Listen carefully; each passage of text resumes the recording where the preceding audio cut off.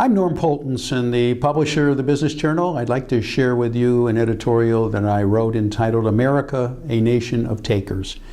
The idea was sparked from an article I read last year in the Wall Street Journal, and it was penned by Stephen Moore.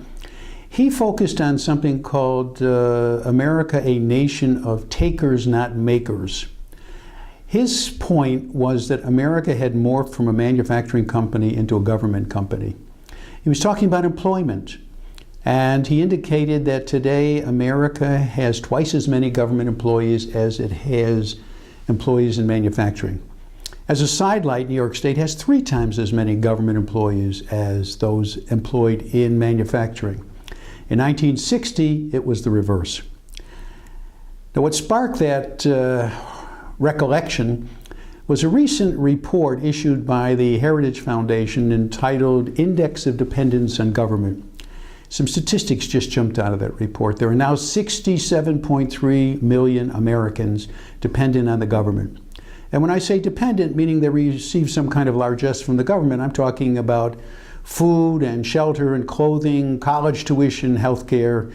And when you add up all of this distribution by the government, it comes to $2.5 trillion. That wasn't a typo, you heard it right, $1 trillion. That happens to be 70% of our current budget. And if you actually look at taxes collected, it's about 100% of the taxes collected. There's some other statistics that I'm sure you're aware of.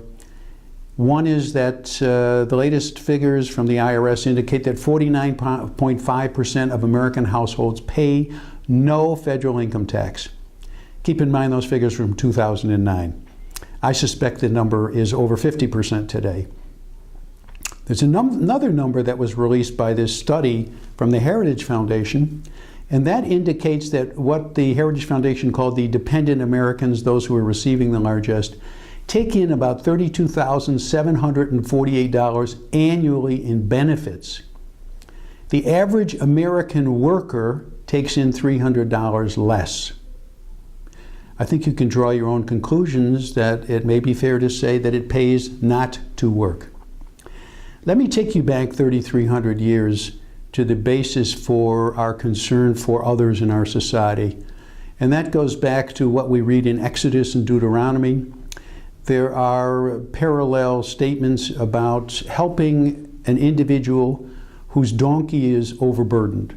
It's your obligation. It's very clear that we have an obligation to our fellow man. In fact, in one case it says you have an obligation to your enemy to do that. So that's the basis for our helping our fellow citizens.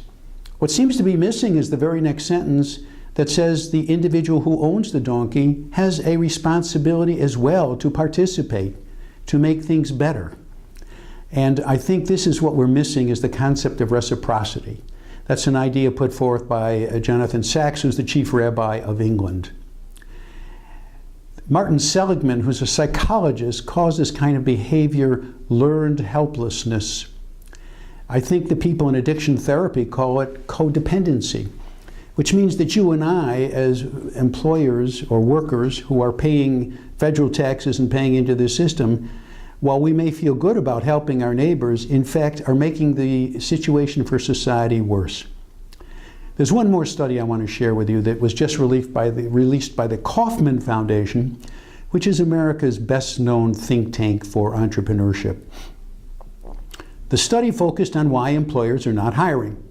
And we got the usual answers. There's global instability, regulatory uncertainty. We have a sluggish economy. It's not growing very much. It's difficult to access capital these days. But there's one piece of information that came out from employers that really made me stop.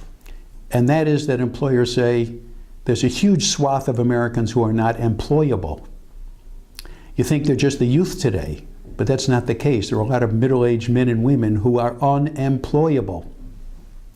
They're ill-educated, they're not trained to work, and they lack a work ethic. That's what the study found. George Bernard Shaw tells us that liberty means responsibility. That's why man shuns it.